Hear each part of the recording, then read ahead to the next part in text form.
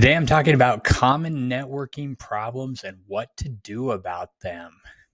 Each week, I put out my newsletter, and when people subscribe to that, I ask them what it is they're struggling with in their networking.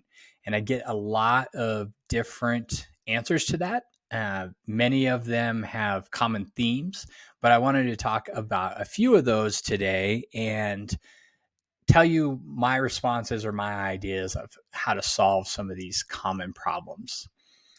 The first one that I got from a subscriber was they were looking for a job, and they basically said, when I approach people in my networking, they find out I'm unemployed and they run the other way. What I think is happening here is the people are thinking about all the stuff you're going to ask them to do in order to help them find a job. This usually, if you're looking for a job and you go to somebody and you say, hey, can you help me find a job? You may not say those words, but that's kind of what they hear. And when they hear that, what they think about is, oh my gosh, I'm going to have to go talk to people and sell them on hiring this person. Now, that's probably not what this subscriber wants them to do. That's not what anybody who's searching for a job wants them to do. For some reason, we get in our heads that when somebody's looking for a job, they want us to do all the work for them. And I know that that's simply not true. Most job seekers are willing to do all the work to find a job. But that's sometimes what people who haven't looked for a job in a while or haven't gone through that experience, they're thinking, this person's unemployed, they're going to bother me to help them find a job because they're desperate. How do you overcome that? My thoughts or my approach to that, if you're looking for a job, if you don't have a job and you're reaching out to people and you're saying, hey, I would like to get back in touch with you, and they're not being responsive or they're not being helpful, I would introduce them to the elephant in the room. I would just say to people you're approaching, hey, I'd like to get in touch with you. I'm, of course, looking for my next opportunity. So yes, I would love any advice you could give me. But I just want you to know I'm not going to hand you my resume and ask you to go find me a job. I'm simply would love to connect with you and find out what it is you're doing, hear what's new with you. And if through the conversation we find a way to help each other, that's great. But I'm not here to ask you to find me a job. And just come right out and say it. And say there's, when we walk away from this, there's not going to be any expectation that you're going to run out and find an open role or tell me where to apply. However, if through our conversation you realize that you know somebody that might be able to help me out, it would be great if you just introduce me to them. And just be really upfront and tell them, hey, here's what would help me. And if you can help, great. And if you can't, that's great too. Now, most people aren't that upfront and direct about this. And so again, that's why people get this impression that an unemployed person talking to them is going to ask them for something.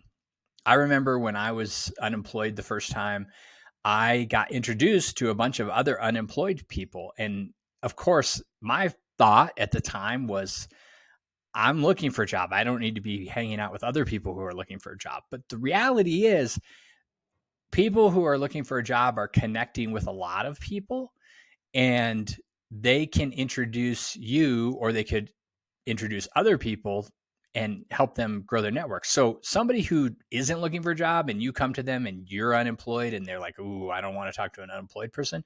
You could also pitch it as, hey, I'm going to be meeting a lot of other interesting people through my job search. I would love to connect you with some of them if they're people you want to connect with. So what is it you're looking for? You may not be looking for a job, but who do you want to meet? I might meet some of those people. And so then again, you're turning around and providing some benefit for them. So I think if you're unemployed and you feel like your employed friends don't want to talk to you because they're worried they're going to have to do the work of finding you a job, just come out and say it and be direct and say, I'm going to do all the work. I'm going to work hard to find a job. If in my networking, I meet people that I think you would be interested in, I'd love to connect you.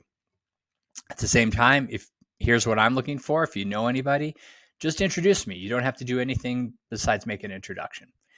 And if you're upfront with it, I think most people will think, oh, okay, this will be a great conversation, and they'll be more willing to help you. So that would be my advice on that one is to be direct.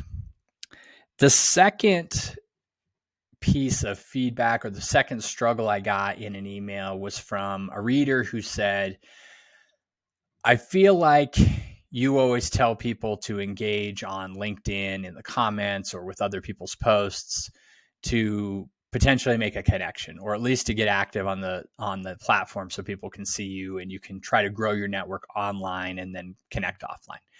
But the person said, I don't really feel like anything that I say in the comments is genuine.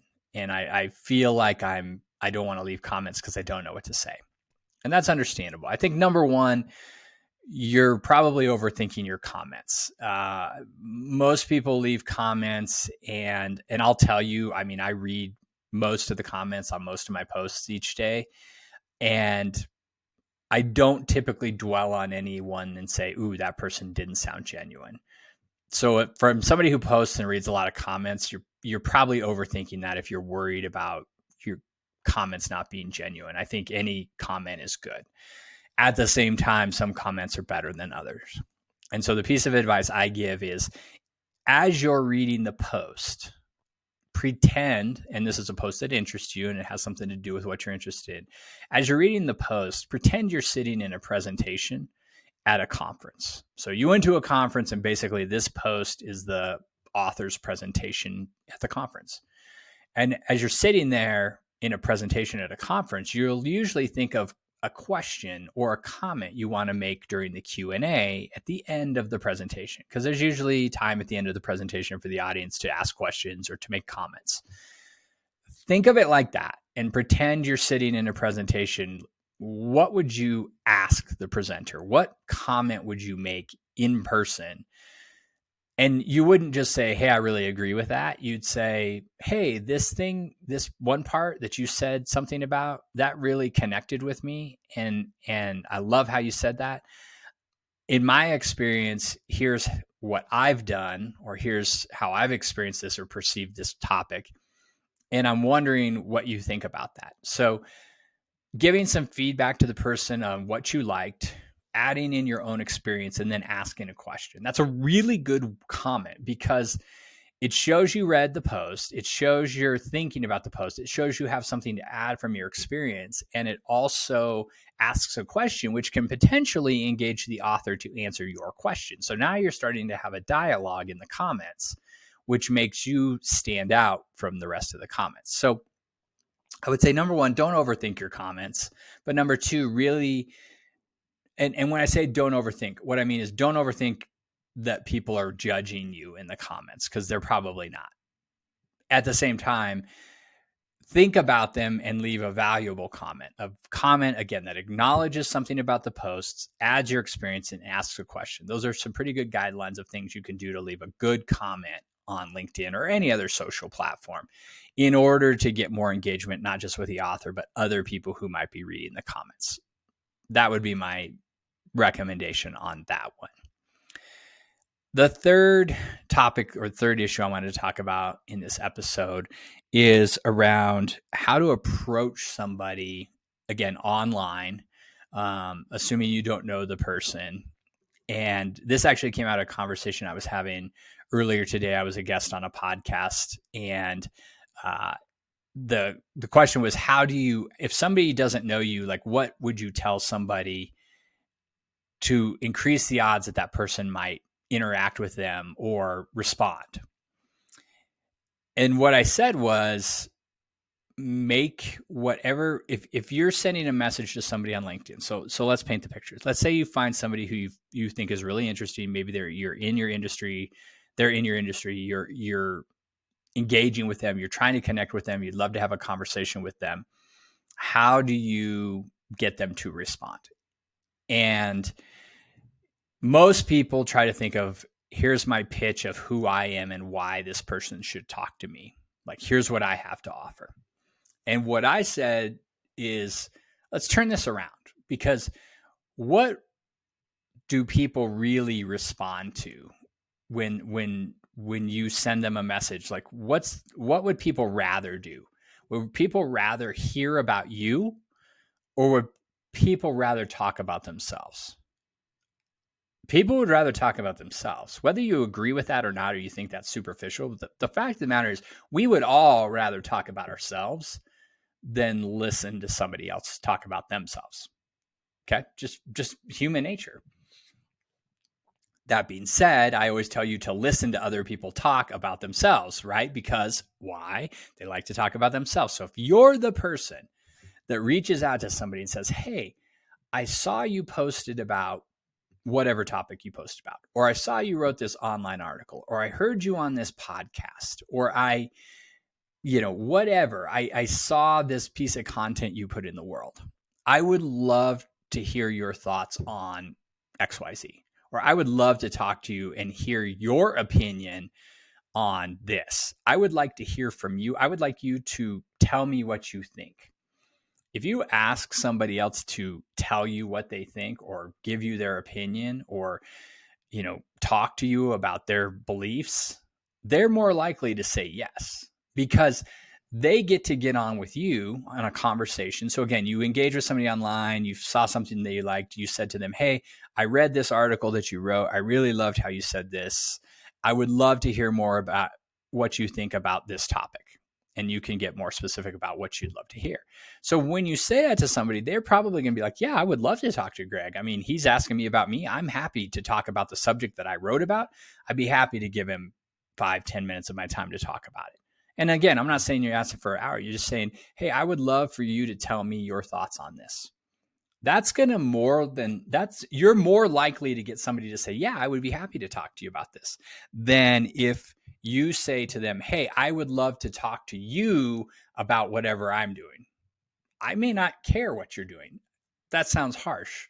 I'm not saying I don't care, but it may not be a topic I'm interested in. I may not want to sit and listen to some random person tell me, but if somebody says, hey, I'd love to hear your opinion on this, I'm all day going to jump on and talk about that. I mean, I just said I was on a podcast. I mean, if people ask me to come on a podcast and talk about networking, more than likely I'm going to say yes, because that gives me a place to talk about the thing that I really like to talk about. Now, if somebody was like, hey, I'd love to get on a call and tell you about my product, I don't want to do that. So if you approach people and you say, hey, I would love you to tell me about what you're an expert on, and I'm going to give you my attention, because let's face it, everybody wants attention.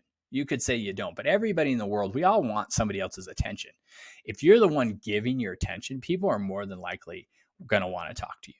So that's another way to approach this and get people who you really haven't talked to much to respond and maybe give you a few minutes of talking to get to know you. And then from there, once you let them talk, they're going to be like, wow, you're really easy to talk to. What is it that you do? Tell me more about you. And they're going to give you that opportunity to tell you about them. And then you can maybe start to build that relationship. So 3 things I talked about: what to do if you're unemployed and you feel like people aren't giving you the time of day. Just address it head on. If you're not sure what comments to leave, don't overthink it. Think about being in a presentation at a conference and what would you say at the end of the presentation, and then create a good comment based on that sort of structure. And then the last thing is how to approach somebody you don't really know and do something that's more likely to get a response.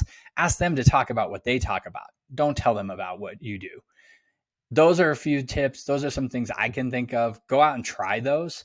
I'm not saying they're 100% or they're going to work every time, but they're at least a little bit different approach if you're running into these problems with your networking. Give them a shot. Would love to hear if they work or not. If you're still struggling, let me know if you're struggling with. As always, go out, meet some interesting people. Remember, always be connecting.